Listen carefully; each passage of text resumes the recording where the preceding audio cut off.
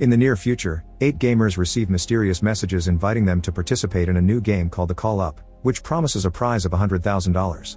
They go to the 25th floor of a fancy building in the city, and once everyone has arrived, a robot voice tells them to sign in on a tablet. Then they're asked to put all their clothes and personal objects in the lockers and to wear the provided motion capture suits. While they change, Adam is teased because he's too big for such tight suits, Carl reveals a nasty burnt scar, and Andre explains he used to be a soldier. When everyone is ready, they move into a room with a scanner. The voice tells them to step on the scanner and say their usernames, then they can pick up their new equipment. It's an advanced gear suit with a VR helmet that attaches to their spines for full immersion, which Adam thought was only available for the elites. Everyone puts on their gear quickly except for Zahid, a Bosnian Muslim who chose the nickname terrorist ironically without knowing everyone would see it on the suit. He doesn't want to play like this and tries to leave, but the door is locked and nobody comes when he asks for help. The other gamers convince him it's not a big deal, so Zahid agrees to play. The voice announces the start of the training module and everyone closes their helmets for the simulation to begin. The room transforms into an extremely realistic post-apocalyptic world. Their suits are replaced with military uniforms, and their tattoos disappear. Although it feels real, their hands go right through the objects in the simulation. At that moment the sergeant appears and starts treating them like new privates. They can't touch him either, and raising their helmets confirms he isn't in the room, he's just a very realistic NPC. The group follows the sergeant into another room where they get their weapons, which in real life are just props. The sergeant asks them to test their weapons on a bunch of bottles and the players are impressed by the realistic recoil. After they practice for a while, the sergeant shoots 2 of them, which causes them to lose their vests. Since it's only a tutorial, they immediately get them back as the sergeant explains getting hit just once means losing their protection and leaving them exposed. If they get hurt after losing the vest, they can use a special serum injection, but they only get 1 each. This building has been overrun by dangerous terrorists, so the group's first mission is to take them out and get to the ground floor alive. Those who succeed will get the cash prize in real life. After the sergeant disappears, Andre decides to lead the group because of his experience and gives them tips on how to stay stealthy. They look around the different rooms until an enemy appears in the corridor and opens fire. Most of the group hides, but Andre moves fast and kills the guy. While the voice announces that they've completed level 25 and all the points are for Andre, they touch the body and confirm it's also an NPC. When they take the stairs, they discover there's a mechanism that will electrocute them if they try to leave without finishing the level. The group enters level 24 and finds more advanced weapons, so Andre teaches them how to use them. They move into the main room and Marco kills the first enemy that appears. Gaining confidence, most of the players begin running around and using random objects for cover while bringing down all the terrorists. Adam wastes all his bullets without landing a single shot, so Andre cuts in to shoot the guy and gets hit in return, so he loses his vest. Meanwhile, Taylor is having a panic attack. It turns out that a friend of hers received the invitation and she came in her place, but she can't handle the game's realism. Shelley tries to comfort her and remind her that this is just a game, but when it's her turn to shoot someone she can't do it either. The terrorist approaching the girls is killed by Carl, who is then shot and loses his vest too. Carl tries to surrender but the enemy shoots him again, so Shelley runs out to kill the guy. Both Carl and Shelley open their helmets, and even in real life, Carl can feel the unbearable pain. They return to the game and Andre injects Carl with the serum to instantly heal him. A traumatized Carl opens his helmet again to throw up in real life and says this can't be a game. Afterward the whole group opens their helmets to take a break. While Adam finds new weapons, Carl explains he felt real shocks and theorizes this must be a reality TV show. Zahid panics and tries to take off his suit but can't, so Marco thinks it's a test. Then Zahid points out this could be an experiment by the military and Marco agrees, saying that Andre must be their inside man. An argument ensues and things get tense, so Andre goes to the bathroom to calm down. The players don't realize the game is still going and the terrorists they killed are revived.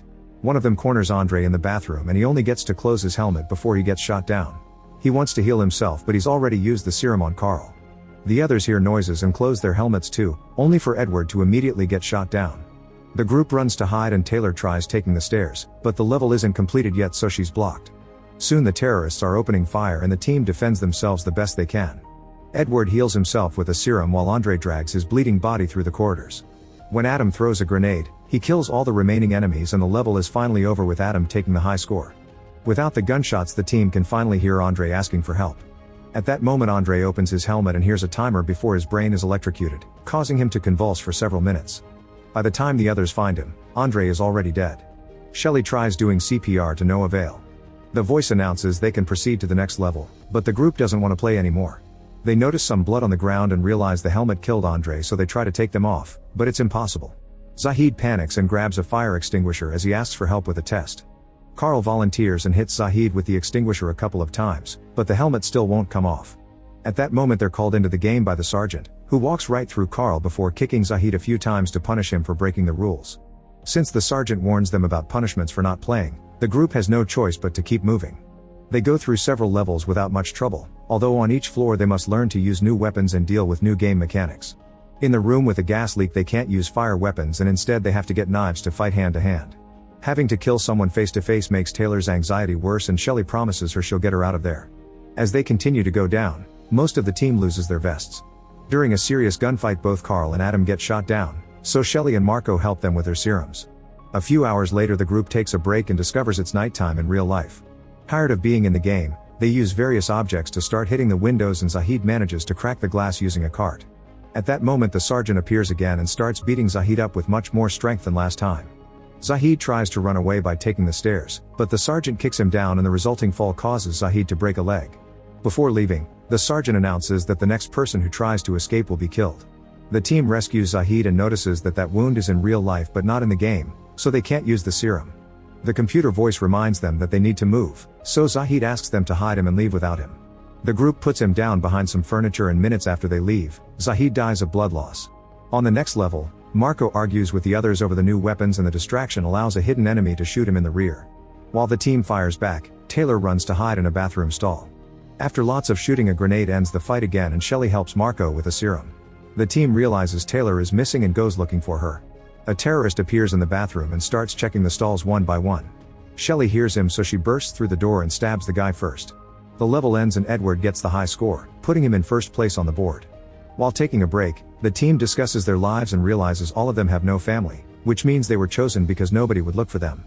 This way they can get killed and the company won't get consequences. The group moves to the next level and finds the sergeant beating up a hostage. He explains there's a bomb in the basement that will blow up the building and kill them all if they don't stop it soon. The only way to disarm it is to get the code from the hostage.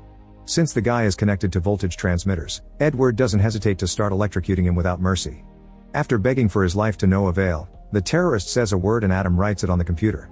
However, this actually activates the bomb and there are only 30 minutes to manually override it before it explodes. While the sergeant leaves, the hostage laughs at them and Taylor kills him. A furious Marco blames Adam for this and tries punching him but gets his hand hurt on the helmet, so he opens it to punch his actual face. When Taylor tries to stop him, she gets hit as well. At that moment the sergeant's yelling voice can be heard saying he's holding the elevator door open. The team rushes to get inside and the elevator starts going down, only to stop rather abruptly. The doors don't fully open so Marco pulls to create enough space for everyone to come out. However, when Adam tries to leave Marco blocks him as punishment and they both end up stuck inside. The elevator takes them to the third floor and closes after they come out. The duo sees a crashed helicopter outside the window before they start advancing through the level. Marco forces Adam to go first and Adam manages to kill a terrorist, but he also runs out of ammo. This doesn't stop Marco from pushing Adam ahead, keeping him as a shield. This allows Marco to run and hide while Adam is shot down, and in a few seconds he's dead. With only 15 minutes left Marco has a breakdown, but he doesn't hesitate to move when the voice announces this level is finished. Meanwhile on the fourth floor, the rest of the team finds some weapons and starts searching the area. Suddenly a terrorist throws a smoke grenade and Carl has to step back as he has a panic attack. Shelley rushes to check on him and Carl explains he lost his girlfriend during the fire that gave him the scar. He blames himself for not saving her and now smoke is a trigger for him. With a few words, Shelley calms him down and convinces him to keep moving. The team continues to go through the different levels and reaches floor 1 with almost no ammo. While the others keep fighting the terrorists, Taylor searches the area and finds some serum. Suddenly Marco appears behind her and asks for the injection but Taylor refuses, so Marco shoots her to death. When Carl comes looking for Taylor, Marco pretends he's being attacked and ignores him. Carl finds Taylor's body and after freaking out, he sees she's written Marco's username with her blood. A furious Carl opens his helmet and attacks Marco in real life, landing a few kicks before trying to choke him. However, Marco pushes Carl against a wall and brings him down to hit him until they separate. Carl retaliates by hitting Marco with a fire extinguisher but Marco kicks him off. When Marco gets ready to shoot Carl, the sergeant appears and starts beating him up. After a few punches, the sergeant grabs Marco by the neck and strangles him until he dies. After finding the bodies, the 3 remaining players start making their way down with only 7 minutes left. When they reach the basement, the voice says this is the final level. The trio grabs the new weapons and searches the floor, killing the terrorists they find along the way. Whenever there's an opening they try to move toward the bomb, but the enemies just keep coming. Carl throws a grenade and finishes the fight, so now they can move faster. However, a surprise terrorist appears in a van and quickly shoots Carl down while Shelley and Edward run to hide. While Carl searches for his serum injection, Shelley hears there are only 2 minutes left and tries to run to the bomb, only to be shot down too. Carl gets shot again as he moves toward her and heals her instead. He tells her to win before dying by her side. Edward then uses a bazooka to kill the last enemy and runs to stop the bomb with just a second left. Afterward, the sergeant shows up to congratulate them on winning. Edward starts repeating the sergeant's speech, revealing he's been the company's inside guy all along. The simulation ends and a bunch of men in black come in to put Shelley to sleep before they start cleaning the building and getting rid of the bodies. The game server deletes all the information on the players and initiates the shutdown sequence. In the morning, Shelley wakes up in her normal clothes and finds Edward in a suit helping the crew take care of everything. He gives her the bag with the cash prize, and when she threatens to go to the police, he points out nobody will believe her. When a man tries to sedate her again, Shelley fights back and injects him instead. Then she steals his gun and shoots all the lights in the parking lot. Edward sends his men after her, but after all the experience Shelley got in the game, she easily kills them all. When Shelley comes out, Edward begs for his life, but she kills him too with no mercy. Then she leaves the building without taking the money. Make sure to subscribe and turn on notifications so you can watch more videos like this. Thanks for watching.